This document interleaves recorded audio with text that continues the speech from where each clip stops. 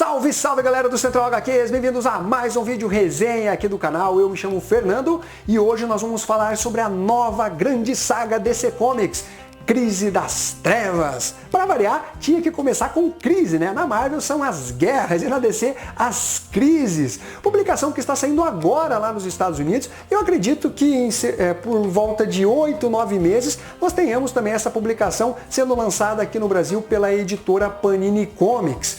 Para eu poder entender o que se passa na primeira edição dessa nova saga, Crise das Trevas, eu resolvi ir atrás dos materiais que antecedem, né, essa publicação e que obviamente estão vinculados a ela. Nós temos a morte da Liga da Justiça, que é o que vai gerar, né, essa nova saga, a Liga da Justiça rumo à Crise das Trevas e também Crise das Trevas número 0. São espécies aí até de prelúdio, né, para essa grande saga. Além disso, é preciso fazer alguns comentários com relação a Estado Futuro e também Fronteira Infinita. Eu li muito pouca coisa dessas duas sagas DC Comics, ou fases DC Comics. Nós temos o Estado Futuro, onde novos personagens, né, acabam dando as caras, Yara Flor, explorando um pouquinho mais o Jonathan Kent como Superman, ele que já existia antes de Estado Futuro, além de outros personagens, e também Fronteira Infinita, onde nós vamos ter o multiverso DC, uma maior interação com versões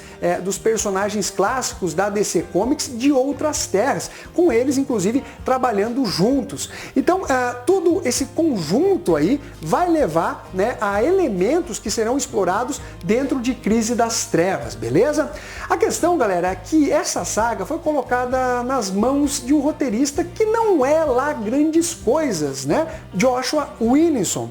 É um cara que entrega trabalhos legais, ok, né? Mas nada realmente impactante, relevante. Não é um Mark Waid, não é um Kurt Busiek, não é um Jeff Jones, não é um Greg Rucka, um Ed Brubaker, um Grant Morrison, né? Só para citar alguns grandes nomes que já conduziram sagas interessantes aí, tanto na Marvel como na DC Comics. Então eu já fiquei com um pé atrás. Será que esse cara tem competência para entregar uma grande saga? Ainda não consigo chegar a uma grande conclusão, afinal estamos no início da saga, mas eu posso dizer para vocês que os diálogos são fáceis, são um tanto diretos, falta um certo floreio, eu diria, para trazer toda uma dramaticidade para dentro das páginas de Crise das Trevas. Basicamente nós tivemos o Pária, aquele personagem de Crise nas Infinitas Terras, ele que aparecia sempre quando uma determinada terra ia ser destruída pelo Anti-Monitor, era um cara que estava sempre ligado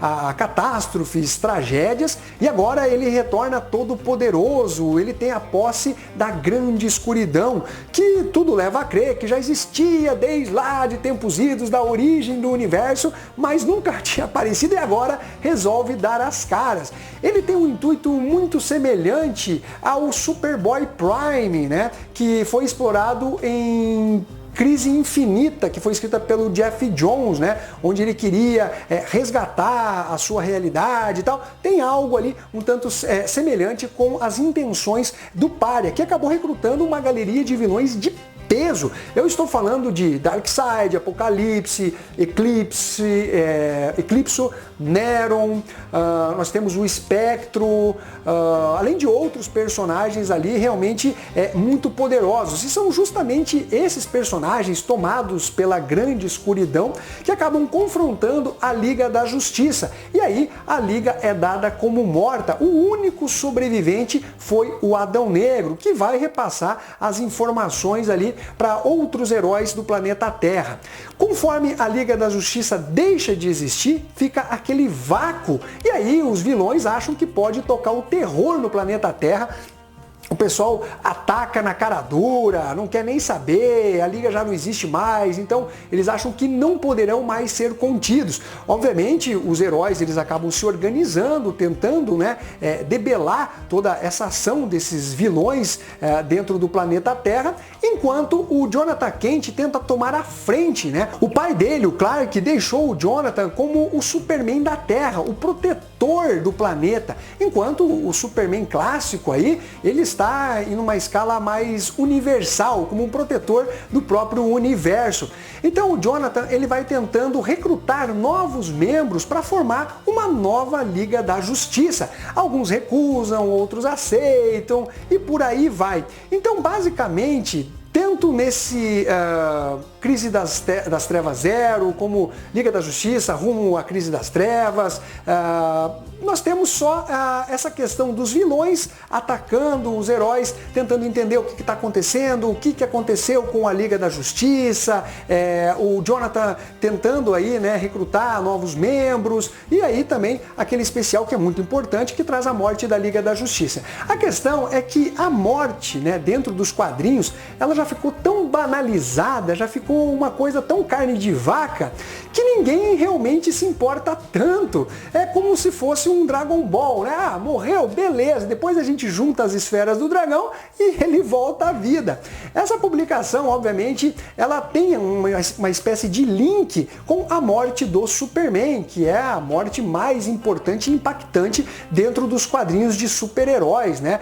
Tomou uma comoção assim mundial, foi sensacional, eu adoro inclusive a morte do Superman. Acontece que depois disso, as mortes elas acabaram sendo algo recorrente, com os personagens sabiamente voltando pouco tempo depois. Alguns até demoraram um pouquinho para voltar, mas no final das contas acabaram dando as caras novamente. Então o fato da Liga da Justiça estar sendo considerada morta não é algo que os heróis realmente conseguem acreditar, né? Os mais céticos inclusive falam, não, vamos investigar, com certeza não estão mortos, devem estar em outro local e tal. Então é justamente essas repetições de morte, de volta, de morte, de volta dos mais diversos heróis, tanto da Marvel como da DC Comics, acaba tirando boa parte do impacto, né, de você falar a Liga da Justiça morreu. A Liga da Justiça morreu? Beleza, daqui 3, 4 meses eles estão de volta. Então isso realmente tira bastante da força da publicação, ainda que a grande intenção, talvez por trás dessa história, seja o legado desses heróis, né? O quanto eles são importantes dentro da DC Comics, na defesa do planeta Terra, e também explorar esses novos personagens. A DC Comics, ela está certa, pelo menos na minha visão, em explorar novos personagens, dar chance para novos personagens, sem exatamente escantear os clássicos. Ainda que eu esteja falando da morte da Liga da Justiça, eles vão voltar, não é nada realmente algo para a gente torcer o nariz ou qualquer coisa nesse sentido, é um mote para iniciar essa grande saga. Então a DC, obviamente, ela quer apostar em novos heróis, vamos ver se cola. Ela já tentou isso em Estado Futuro, mas já era previsto que seria por poucos meses, eu acho que foram 3 meses no total, mas já deu uma palhinha e vai tentar de novo e tal. É uma forma de tentar atrair um novo público, algo que não vá trazer um grande vínculo cronológico em relação a esses personagens, e eu acho que é interessante a DC Comics abordar essa parte de novos personagens, mas sem esquecer os personagens clássicos que acabam sendo o favorito da maior parte do público, né? Então, galera, basicamente aconteceu muito pouca coisa em relação a esses prelúdios aí, né, que levam à Crise das Trevas. Só de impactante mesmo e de grande relevância é a morte da Liga da Justiça. Aí nós temos esse vácuo com os vilões e tal surgindo, o Jonathan recriando aí uma nova Liga da Justiça. Então, por esse início, galera, eu dou uma nota 8. Quando se fala em grandes sagas, pelo menos na minha opinião, eu quero algo mais épico, algo de melhor qualidade.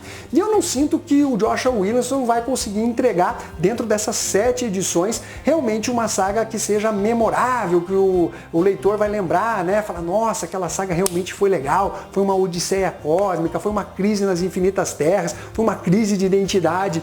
Eu acho que vai ficar um tanto longe disso. Bom, então é isso daí, galera. Eu espero que vocês tenham curtido esse vídeo. Não esqueça de dar o seu like, compartilhar e ficamos até a próxima. Fui!